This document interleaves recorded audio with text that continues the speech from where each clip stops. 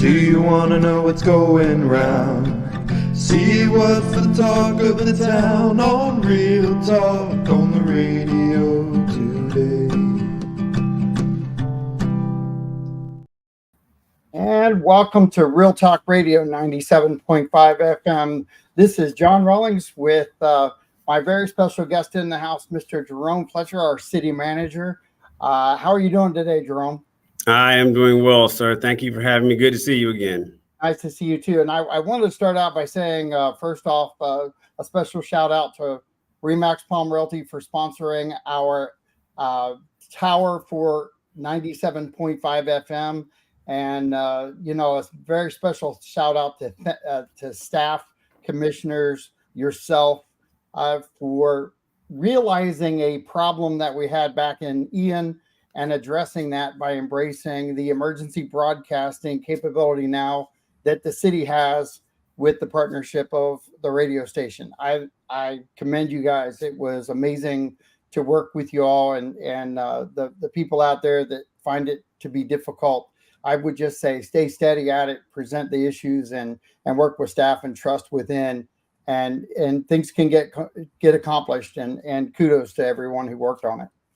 Absolutely. And I think the citizens are going to benefit from it.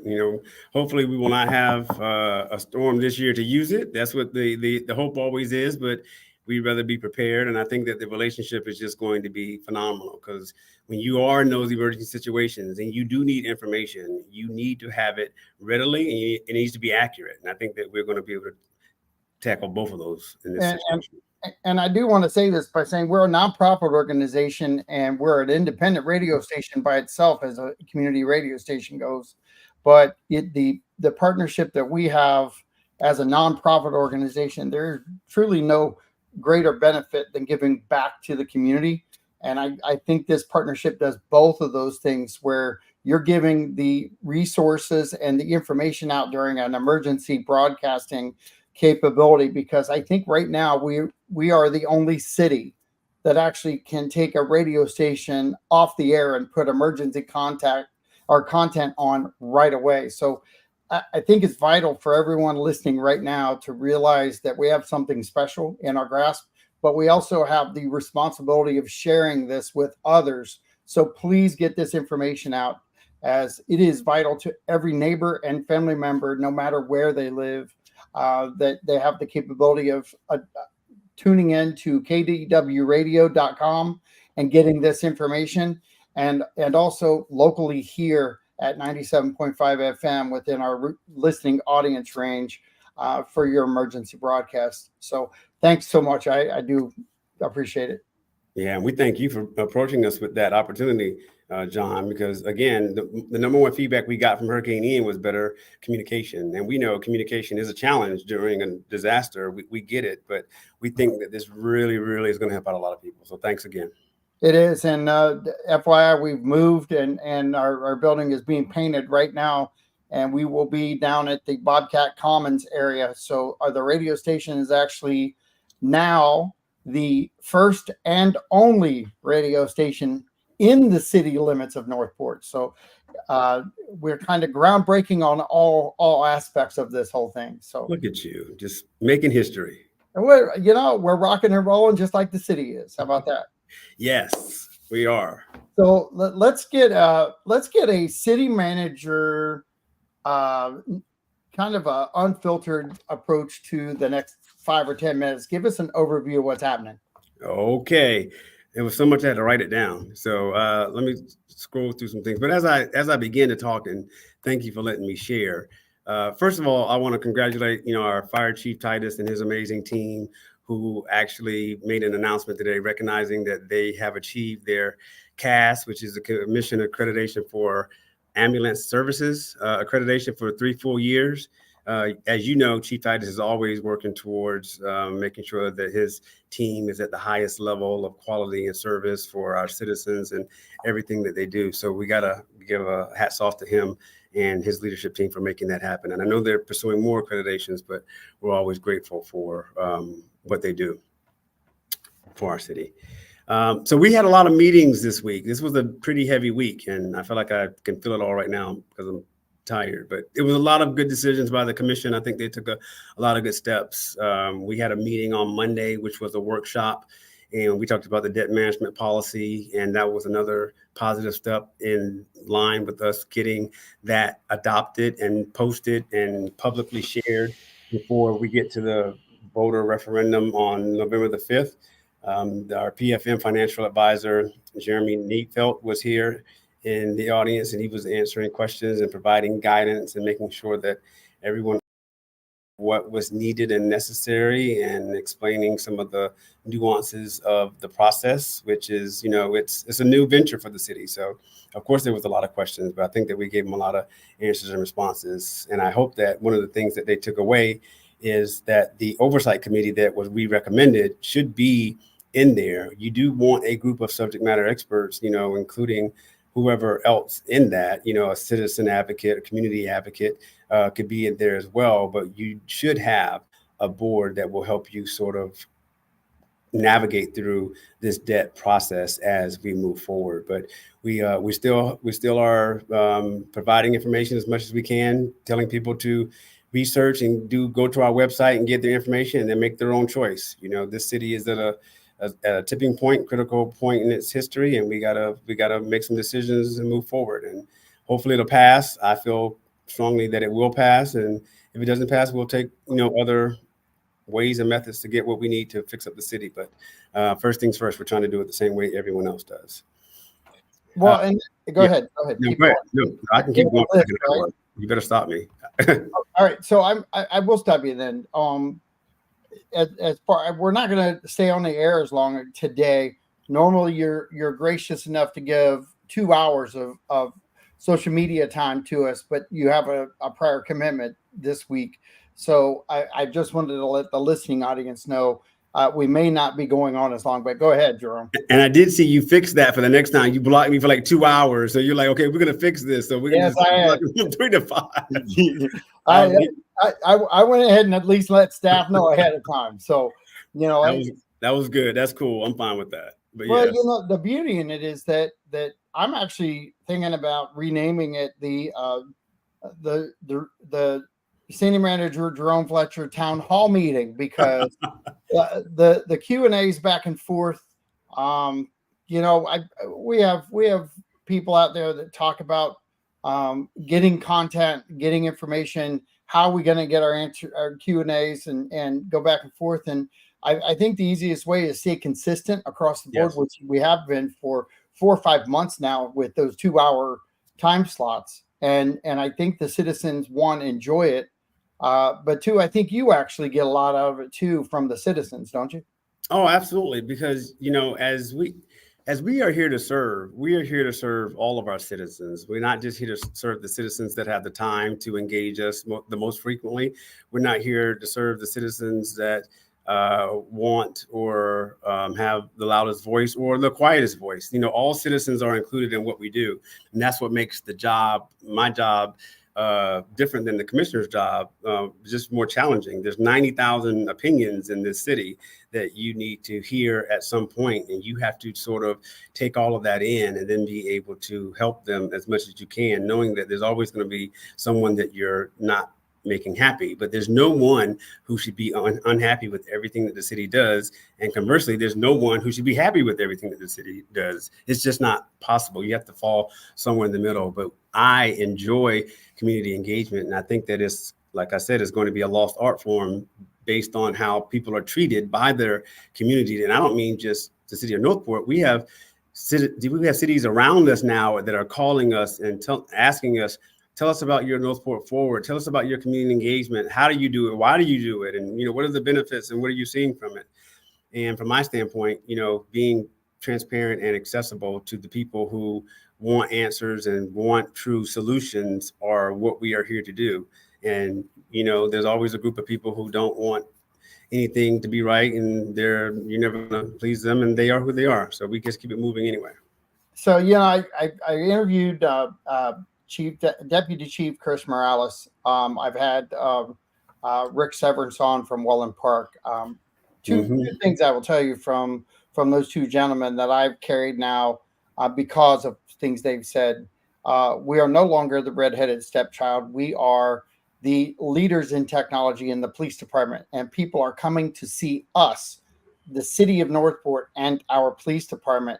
And we are no longer the redheaded stepchild. We are the leaders of the industry, and they're looking at us. Yes. That was Deputy Chief Chris Morales, and the other one uh, was a very moving interview that I did with Rick Severance. And he said, I focus on the 98%, and the 2% are still valuable, but the 98% of the people who don't speak up are the ones that are appreciating the movement that we're having and the direction that we're going. Do you kind of take both of those two statements to heart? Oh, I absolutely do. Because you have to be confident in knowing that what you're doing is the right thing to do. And you have to know that in the face of someone who's telling you that it's not. But what happens when you do it correctly is over the course of time, your body of work speaks for itself. You will be able to see that you are very consistent as you go through your actions. I tell people I'm consistent and predictable, and that has its pros and cons, but I'm very consistent. I do believe that you have the right to listen to every single person who has a different opinion than you, and you can go back and forth with your differences of those opinions. But at the end of the day, even with commissioners, sometimes they change their minds based on the opinions they hear, and sometimes they don't. But we have to listen and hear. And once you listen and hear, and you have that conversation, then you can move on, knowing that you've done the right thing. And I liked how you said it in the beginning, because you can't make everybody happy, and unfortunately, if you could, that would be an amazing feat. Amazing, right? But I think if you had that magic wand and you could do that, it would make the path a lot easier. If everyone had the same focus and the same drive, Right. Yes, you could make everyone happy as long as they stayed in that same lane. But when you're growing a big city like this, don't citizens all have different lanes on their vision? Oh, they do. And let's just take a little known project like War Mineral Springs and use that as an example. The commission did a heavy lift this week, and they gave us direction on option 2, which is going to preserve the buildings, mothball the cyclorama, get it going out there with the infrastructure. It was a very, very good day for that. And then they turned right back around and doubled down and said, you know what, we want to put a conservatory easement on the property of the 60 acres, which was great and pleased a lot of people. It didn't please everybody. There are still people who wanted that property to be developed into an economic destination greater than what the 2019 master plan or the passive uses that are going to be used there for. But if you remember when we talked about this, and we've been talking about this problem for 2 years now, it's been a 2-year journey to get here.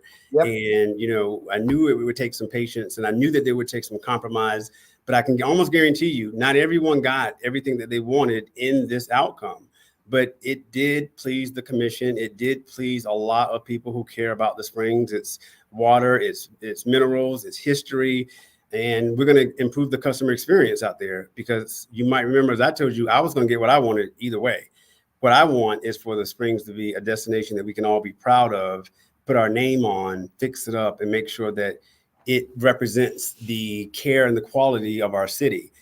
And now we have to go out and execute on that. And that's going to be the next exciting part. But now we're turning a page. And that vision, to your point, differs from some people in the city. But I think the majority of the people are going to say, yes, this is great. Now that you've done that, now go do it and go fix it. So that's what we'll do. Well, and maybe what some of this movement will do too, and I don't even think we've talked about this too much, is that when we're improving sections of our town, those sections of town start to get noticed, not by just outside sources and Right. different businesses and different things like that. But I also believe that it starts to get noticed by the citizens within our city itself. Yes. We still have people that haven't visited Welland Park yet. and it is the sixth fastest growing city, area in the nation of its kind, and that's straight from Rick Severance, again from Welland Park, who's designing that downtown area. But I think we have to be clear and understand, though, all of our citizens don't go visit every single thing in their community. I mean, and that's not unnatural. I mean, that's everywhere. Right. But we want it there for you, for if you decide to go do it. We want Welland Park to be open and available. When we renovate and beef up Warren Middle Springs, it is going to bring more attention and activity to that area. And so now our next conversation is with the county about, annexing some of that area in over there so that the city can reap more of the benefits of its growth. But, the county, a great partner, commissioners there just gave us $7.5 million this week for STC to get it moving to its next phase. Phenomenal. They approved $12 more million of affordable housing down here in Northport this week. That is phenomenal. So you're almost like, thank you, but let's talk about Ortiz and Warren Middle Springs and everything else. So you got to be careful about how you approach your partners, but the county is so good to the city of Northport. I cannot say that enough.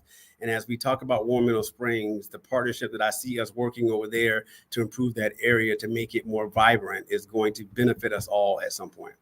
Well, and you said something earlier that when you're working really hard, the partners out there, they really start to pay attention differently. Mm-hmm. I talked to you about the redheaded stepchild theory. That was 20 years ago. Those of us like myself who threw that out there a few weeks back, and Deputy Chief corrected me. It was a great correction for me, because here's my point to everything with that question is, I didn't know what I needed to know until I said that to him. And then he educated me on why and the what for. I think the same thing's going to happen at Warren Middle Springs. I think the same thing happens at Welland Park as it gets laid out and things grow and change and turn. People recognize it differently than what it was in the past. So when I got here, and I told people when I heard them say that, to stop saying that. You can't say that about yourself and think that it's going to change. In order to not be the redheaded stepchild, you got to act like you belong. You need to get to the table, act like you belong at the table, and then be respected and taken seriously at that table. But these are growing pains of us growing up. The majority of the things that we accomplished this week were legacy projects that had not been done. But as we grow up, you can no longer avoid those problems, whether it's the ability to borrow, whether it's Warren Middle Springs, whether it's Price Boulevard. All these things happen this week, and we're just checking off things that people have sat and admired for over decades. We got to stop that. But now we are owning our own growth. We are loving our economic development. We are on the map for multiple reasons and of good, positive things that we're doing here. We have to just own it and be comfortable with who we are and know that we belong and not look for a third-party validation. How does the referendum, you just named off multiple things going on. How does that referendum key in to this without putting fear into the public? So the referendum, and I didn't mention SMH got their master plan approved this week as well, the hospital. So, give me a break about the things that we're doing. It's just nonstop. It's been a very busy week and a good week, and the commissioners need to be recognized for that. Yeah. But how does the referendum play into that? The referendum is probably the oldest problem or project, as I like to say. But if you think about it, look how far you have gotten as a city without it. Look at what surtax has done for you over the course of the years and the one-time revenue sources. It's been great. It was a great ride and a great run, but now all we're saying is it's no longer sustainable.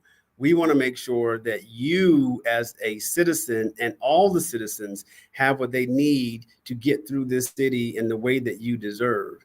And I think that we owe that to you. And that's part of the job. We're asking you for the tools to do the job in order to make sure that you have the quality of life and the infrastructure and the things in place so that you still and always will love to be here. Well, and Bobby Shoddy just put up a comment that's going to cover us both. Do you see your screen well enough to read it? No, I can't see it. It's not on my screen. So Oh, there it is. Yeah, I see it now. all right, go ahead. Oh, thank you, silent majority. The silent majority is out Yes. there. So the silent majority backs you 100%, Mr. Fletcher, and your staff. Don't let the vocal minority and the chronic complainers who never have anything positive to say and complain to have all of the answers. You know, That go ahead. that is great, and I thank him. Thank you, Mr. Shoddy. That is great to hear. We know it's out there, and no, we don't hear it all the time, and we're not in jobs. And I'm speaking for myself and the elected officials. We're not in jobs where people are going to pat you on the back every day. That's just not what you're going to get. So we'll take it when we get it. So I appreciate it, Mr. Shoddy. And here's the other side of it. Groups out there, they need to start sharing this content because it's not geared towards anything but the city itself, and the Q&As that you put on and the organizations out there that really help you. We were just out in the Estates and did the Northport Forward United tour. Yes. And that was a big ordeal out there. That was, I believe, the first time that it's been done for a long time out in the Estates, and it was very well appreciated. What was your take from that? Well, my only regret is that it took us so long to get out there. You know, I hate that was the first time that I had been out there to speak to that group. But, you know, as far as, you know, being engaged and plugged into what the city is doing, I had heard from, you know, several of the citizens from out there. But to go out there and to be able to see them face to face and address some of their questions, you know, was important. And I think that our informational tours should not be biased to anywhere in the city. We should be able to go anywhere and have our conversation because all of our citizens matter. And that's what I mean when I say that I don't ever want to, and as Mr. Shoddy said, just only hear from the people with negative comments. We want to hear from everyone and at least give everyone the opportunity so they can't say, well, you know, you never came over to my side of town or my neck of the woods. You know, we want to come to you and meet you where you are. And that's why I love those opportunities. So I don't want to just talk about Northport Forward, but I want to at least talk about the fact that the city is not putting those things on. It's Northport Forward that's kind of going out. It's a nonprofit organization that's really non-biased on information. It's just trying to get content out to the citizens and get citizens engagement. How do you feel about working with organizations like that? Well, Northport Forward and the information, we share the same mission of making sure that people have accurate information, period. It is not from any sort of a political lens. It is from the standpoint of we need to make sure that people have the right information because there's so many other competing channels and outlets of information that people get their information from everywhere. And some of it might be secondhand bad information. And some of it might be secondhand correct information. But what we want, and we tell people, is just get it from the source. And if you get it from us and you still don't like it, we can talk about it. If you get it from us and you still don't like it and we've talked about it and you keep your same position and you don't like it, that's okay. Because now you've made your decision with the right information. I'm not going to tell you how to think. I'm going to tell you why I think and how I think to get to my answers and my destinations. You may not all get there like I get there. You may not share the same beliefs that I have. And my beliefs don't require you to share them. My beliefs say I need to stay true to myself, make sure I do my job properly, and give my citizens, which are all 90,000 of them, what they need to be happy in this city. And, you know, again, the target isn't making 100% of the city 100% happy all the time, because that goal is not attainable. Right. You know, that go ahead. No, I'm saying it would be great, but it's not realistic. And I don't want to say that as if that gives you a pass to write off a percentage of your city. But if you stayed up every day trying to think of how you can please every single person, you would not be mentally successful. So it's not something that you should even put a burden on yourself. You do the right thing because it's the right thing to do. And you keep doing that and you keep bringing more information to the table. And ultimately you get to the right destination. But everyone's not going to be happy with everything that we do. It's just, I'm actually going to prove a point. there have been several conversations that you and I have had, as me, the citizen, to you, the city manager, and there are things I don't like either. And we're still here talking. We're Yeah. still here embracing the Yes. city. We're still here pushing the city higher. But we get to talk. We have dialogue, Mhm. and whether your opinion changes or my opinion changes, I will say there's only one driving point to all of these things that are happening is the Northport city and its citizens and pushing it to greatness. We may not like the bumps in the roads, but the greatness that this city is going to become is earth shattering if we do it correctly. And if you're totally focused on not tearing it down instead of pushing it up and building it up as it should be. That's why I like our dialogue, because we have that ability to have the conversation and walk away and go, you know what, good. I'm glad we got that off our chest.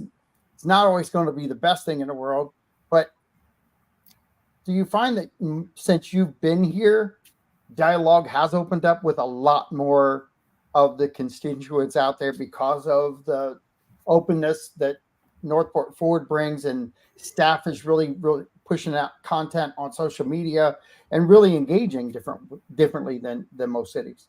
Absolutely. I'll give you an example. We had a citizen who came in today who has been I would say, a fairly frequent supporter of, City Hall since I've been here. She's had questions and we've answered them. And she really has some questions regarding the flooding that she had seen over the last, few weeks. And, you take, Tropical Storm Debbie that came through and you just add all the water onto that. And she was not happy.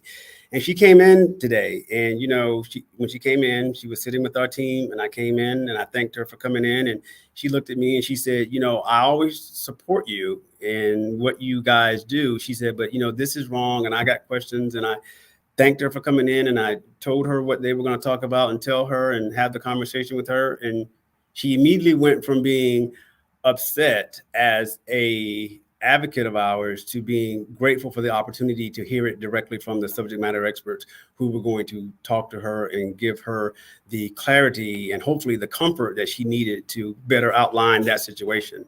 Now, in her example, we're doing that same exact thing for the entire community on next Wednesday, September 18th, where we're having the stormwater presentation and the vulnerability assessment, because we have seen and heard from our partners around us, especially in northern Sarasota County, where they are still recovering from Hurricane Debbie.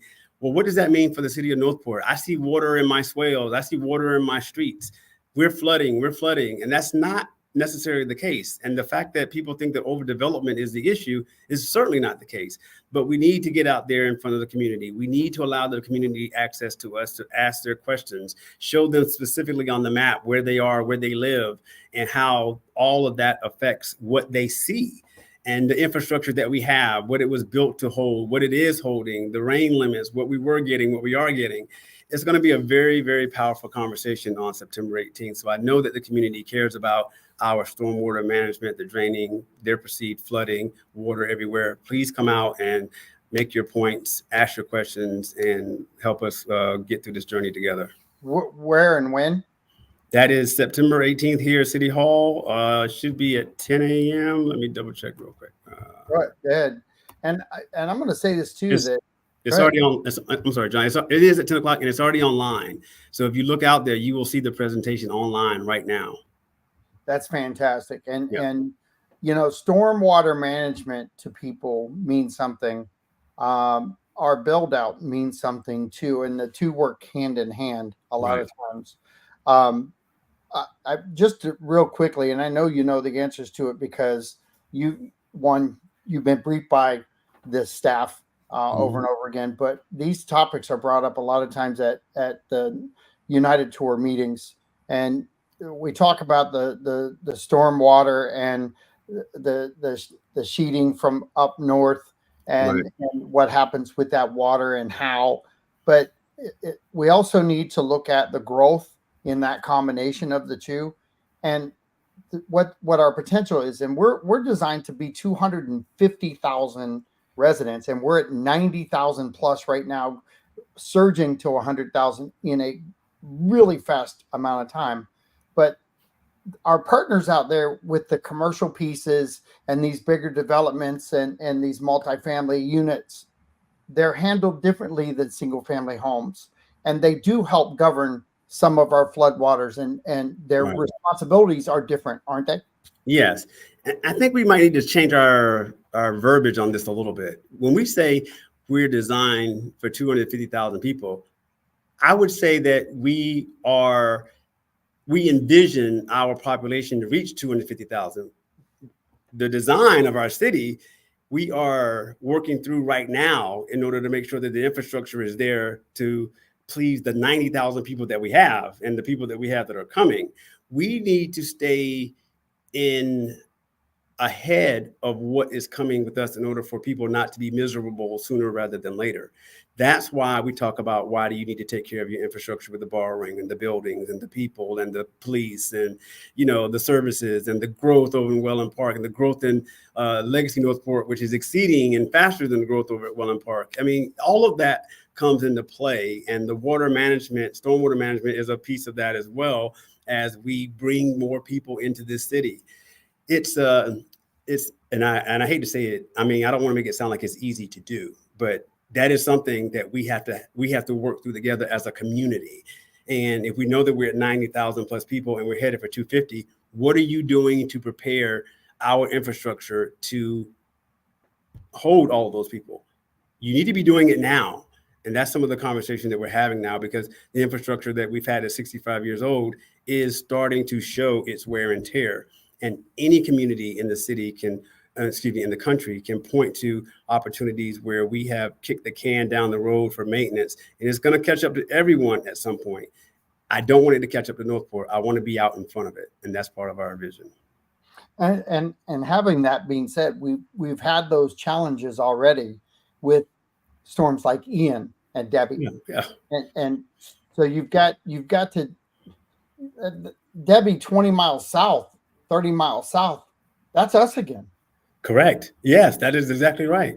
The good news, I will say, is that I've been saying that we couldn't financially withstand another Ian right now, but we've received a lot of the money that we would do back from FEMA and the state.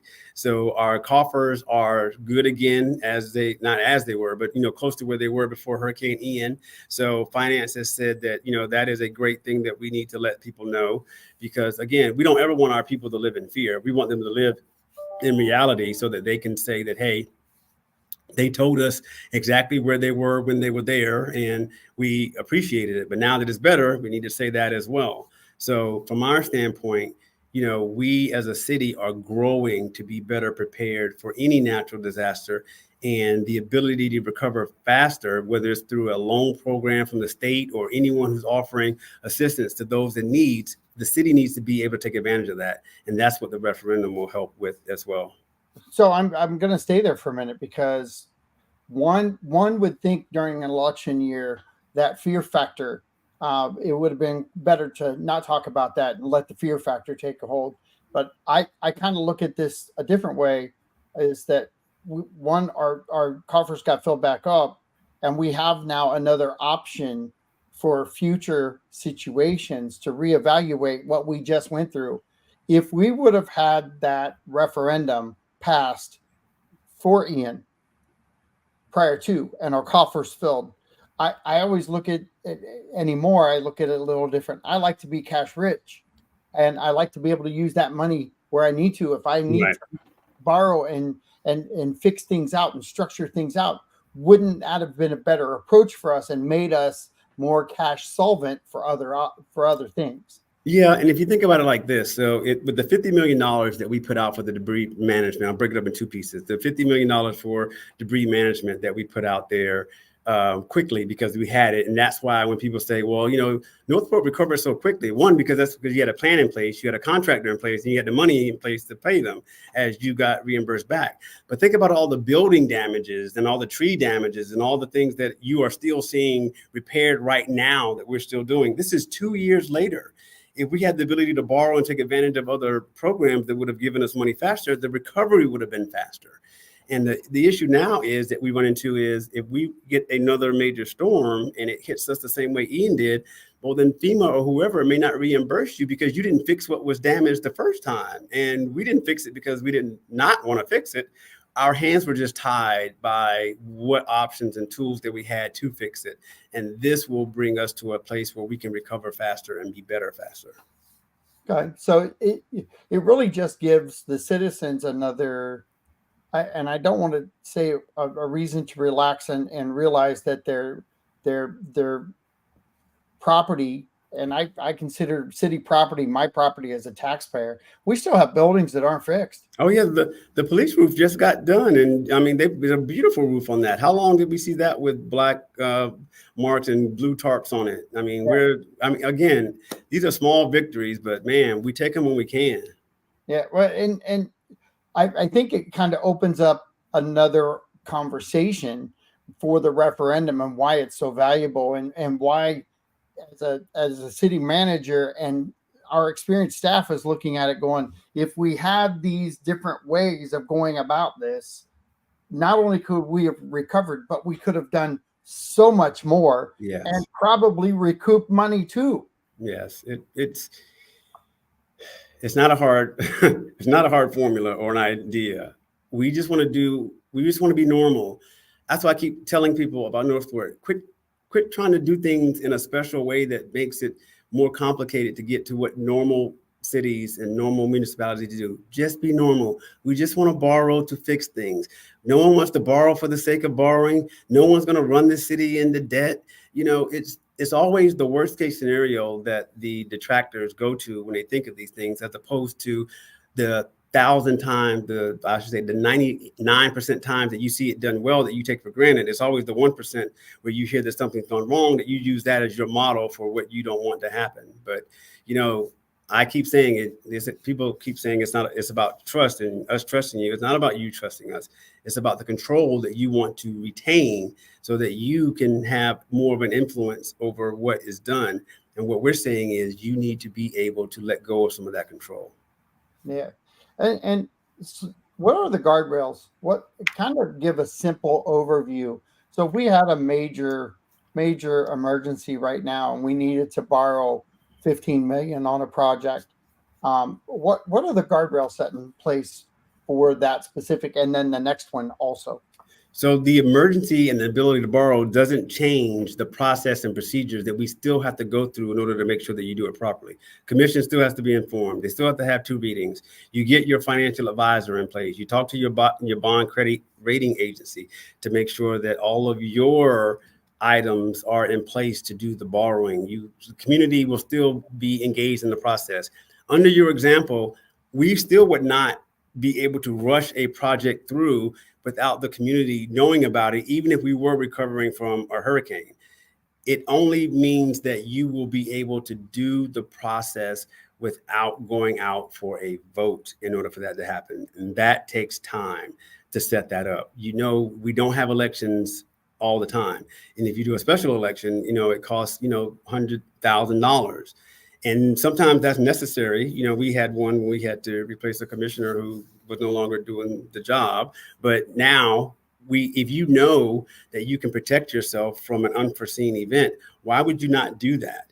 Why would you put your city in harm's way for any longer than it could for our citizens, except for if you want to retain the control for yourself? It's not, to me, a fair equation that we should have to deal with. All right. How does staff look at this, and where is their, we've got, you boast about them all the time, and I find them to be over the top with experience, but we've got 100 years plus experience in there. And you've got one joke that you throw out at the United Tours that one individual has the majority of the years. That's Julie Belia. Yes. 44. Yes. Yeah, I love that. But, when you look at it, our staff has really put together, probably in my time here for 20 plus years, I think we have one of the best staffs we've ever had in the city. And by far one of the most creative and forward thinking. because of their experience. How do you feel that they look at this referendum and how that would help them run the city better and make things at least more advantageous for the citizens of the city? So the staff that we put together, we have a saying that, we set the bar high and we're not bringing the bar down. So if you can't meet the bar, then you're probably not going to make it here. But we know that we value experience, but we value personality as well. If we bring you in here and you have all the experience in the world, but you can't lead 5 people to lunch, then you're not too much good to us, because you have to be able to work within those people. So our staff, first of all, knows about how much we care about them as human beings. And you go from there. You care about them, you compensate them correctly, and then they know that you're going to take care of them when their challenges come. Whether it's our utilities, who has a lot of infrastructure needs, our public works, the bond referendum helping them allows them to plan out their vision for where they want to go and how they need to spend and prioritize their projects. That we're doing the fiscal condition analysis as well as the economic development analysis. Those things are going to be key as we paint the picture to the commission to say, hey, look, here's the roadmap of where we're going. Now, ideally, we'll be talking about that roadmap after we get past November the 5th, and we'll have the borrowing authority for the natural disasters and the public health and safety items attached to it. And then that will allow them to plan out where they're going. But, the vision of the commission is what's going to guide us to get their work done. And we have to be able to show the commission the proper order or sequence that we believe it should happen in to have the best impact for the citizens that we serve. Well, stormwater management, I'm going to jump back to that. We've got about 14 minutes left, and I know you've got to leave at 4 o'clock today. But stormwater management, that's a huge topic for a lot of our citizens. And like you said, just because your swells are holding water in rainy season excessively longer than normal, those are not the flooding scenarios that we're all familiar with since Ian, but we do have to talk about our water structures and how old they are and what the plan is for that. Is that part of that whole bundle as far as? Oh, yes. And if for anyone who's listening, please go look on our website and look at the agenda for the meeting on November the 18th. You'll see 2 presentations attached to it, actually. So please take a look at that and you'll see where we're going. But if the system is designed to do what it's supposed to do and you see water in your swells, then there's not a problem with the system unless you want to change the system itself. And then, of course, you could talk about the money and time that it takes to do or take that approach. But you want the system to be working. And our public works gives a great example of if you pour 5 gallons of water into your bathtub, it goes down, but it goes down the way the system is designed. And just because as it's going down in your bathtub, you don't call your plumber while it's going down and say, hey, my bathtub isn't draining. You wait for the system to do what it's supposed to do. So seeing water in swales and water in streets are not always a sign of flooding. Property damage is when flooding starts to come into the picture. And that's not what the case for everything that everyone sees that they classify as flooding. So our good friend, and I say our good friend because you know him, Mr. Sean Kirkpatrick, he's not going to bug you about the floor at the Morgan Center anymore at this point, but instead he wants to invite everyone from staff to come out and donate blood on 9/28 for boots and badges for the blood drive for the City Green at the City Green. I want to talk about that by talking about 9/11 here for a second, because I did the video of the whole celebration, met the gentleman who did the keynote speaking, who was at Ground Zero, presented 2 flags to the police department and the fire department that were flyovers that he had designed for giving out. I found that whole thing to be very moving, and I thought we did an exceptional job at putting that event on. And by the way, it was attended by a lot, as far as a 10 o'clock in the morning type of get together. So I want to send some kudos out to you guys for doing that, and staff. But what was your take from that whole supporting cast showing up? And thanks, Mr. Kirkpatrick, for his invitation as well. I think we all remember where we were when 9/11 happened. And, I was at work and, I was moving on right along, and then it happened, and then someone came in and said something. And, you never think like something like that is going to happen here in our country. But I love the fact that we all make sure that not even just on that day, that we all remember what those people who lost their lives sacrificed for. And, people, you hear people say, something happens and like, oh, I appreciate my life so much more now. You should appreciate your life every single minute of every single day, because you never know what's going to happen. Why do you need a traumatizing event to appreciate your life? Let's all make sure that we live like we live with no regrets. And, because the people who are no longer here from 9/11, they would tell you that. They would tell you, you never know what's going to happen when you wake up that day. So the people who serve and the people who put their life on the lines every single day, when I see them, I thank them.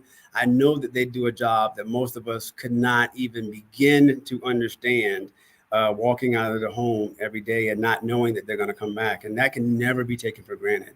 So I always appreciate our law enforcement. I am glad that we never have forgotten that day, and we continue to actually celebrate the strength and the courage of those people on 9/11.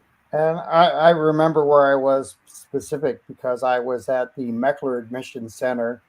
I was a tech there when that all went down, and I was working in the hospital at SMH downtown. And I still, to this day, get goosebumps when I think about it. The one thing that he said was, we die twice. Once when we physically pass away, and then we die again when our story goes away. And when I hugged him, I told him that I wouldn't let his story die, and that we would not forget. We all must remember. One of the key things, I think it was the deputy chief fire, said that we all need to remember that we all bought flags, and that we all celebrated, and that we all stood together, united for the United States, and that we needed to remember all of those things that we were doing at that moment. And that should be today. That shouldn't just be that day. It should be every day. Every day. We should treat everybody the same way. And I was super moved by it. I really was. And that wasn't a plan of mine to show up, but I was so thankful that I was there, and I realized what was happening, and I went live with it on the radio station and throughout. And it was probably one of my favorite moments of the year, even though we've had so much greatness. That was, I think, a really shining moment for everyone who participated and put that together. I totally agree. Thank you. And very well done. Yep. And so we've got about 7 or 8 minutes left. What's another quick Jerome Fletcher city manager moment that you want to quickly discuss or get off your chest? I got 3 really quickly. One is Price Boulevard. That is a project that has been admired for quite some time. And this week, with a 4-1 vote, the bonding of it got approved and moved forward. And that is phenomenal. And for all the people who have worked on this project for over the years, even many before I got here, I'm so grateful that this legacy problem is sort of being resolved. And now we'll go to a different phase of it, which means the actual construction and getting the shovel in the ground. I believe they're now in late December, early January to get that going. But, for the people who thought it wasn't going to happen, it's happening. And we're very proud that happened this week. I did receive a lot of feedback, mostly positive, from the conversation with the commission compensation recommendation that I made this week. I know that some people didn't understand why it was so low or why we needed to get it to where it was. But as I said, I've been here for 3 years. And, when I got here, I fought for our employee salary, fought for the director salary, my team salary. There's no one to fight for the commission salary. They cannot do it themselves. There's no good way to talk about the value of your job publicly. So it was my pleasure to advocate for them so that they could be better compensated for the job that they do. I heard someone say, well, this isn't a job. There isn't a job. It is a job. It is a job that they cannot stop doing or take that hat off. It is with them all the time. And they want and should be properly compensated as it relates to their peer group. That's what we all should want. And that's what we all deserve in this city. And you have a formula based on population. You should not be penalized for the population growth that we're experiencing, nor should you be stuck in the past from a formula that is static and not moving properly in order to make sure that it happens. So that was a big piece of this week, and I'm grateful for all the feedback that I've received, and we want to make sure that our commission is taken care of, not just right now, but moving forward. And the last thing I'm going to talk about really quick was to say something about Toledo Blade and the town center and everything that is going on over there. It's just another example of what I would call an explosion in our city. We're talking about, the Starbucks that'll be over there, and, there's going to be the Chipotle that's going on over there, and the Northport Town Center with, the different, restaurants and events that are going to go over there, and childcare and the Creighton Creek childcare. These are things that we just want to make sure that the citizens know that we are not going to stop advocating to make sure that you have what you need. And we are far from finished and we are far from done, but we want to keep you in the loop as progress is made and so that things are coming down the line. Far from finished and far from done. We're not half built. Oh, no. We're not half built yet. Right. But again, that's a double-edged sword. We're not half built, but we're not ready yet for the other half to get in here. We better get ready. You need to get ready for it. Otherwise, we're going to have a problem. So it's a great problem to have. Yes. If you're prepared to have the problem. These are right. These are good problems, but you have to be forward thinking, and people have to know it's a journey and take the journey with joy. It doesn't need to be a painful and hard, grueling journey. Each day has its challenges, but you got to find the joy in each day as you keep going forward. And I'm not a person who lets anyone bring me down for too long of a period. I'm human. I have my moments for sure. The team would tell you I have rants here all the time, but at the end of the day, I love what I do and I love what I'm doing it for, who I'm doing it for. So I'm grateful. So we got 3 minutes. So a quick overview of your thought collectively on a city that isn't focused on one, but multiple major projects. Where you go down the list, you can talk about Welland Park, you can talk about Warm Meadow Springs, you can talk about Price Boulevard, you can talk about the Toledo Blade Corridor. You can talk about all the growth that's coming in. You can talk about the permitting department. You can talk about natural resources development and that department. You can talk about all those things that are happening within a city. Yes, but go ahead. Go ahead. Did you, when you signed up for this, did you see this picture? Was this picture drawn out for you the way it is happening today? Or is it bigger, and does it have more legs than it did a year ago? So I'll tell you, most of the things that you just mentioned that I've talked about, those are problems, like I said, that have been here for a decade. Now what we're doing is we're just moving from the front side of those issues to the back side of those issues. And that is called progress.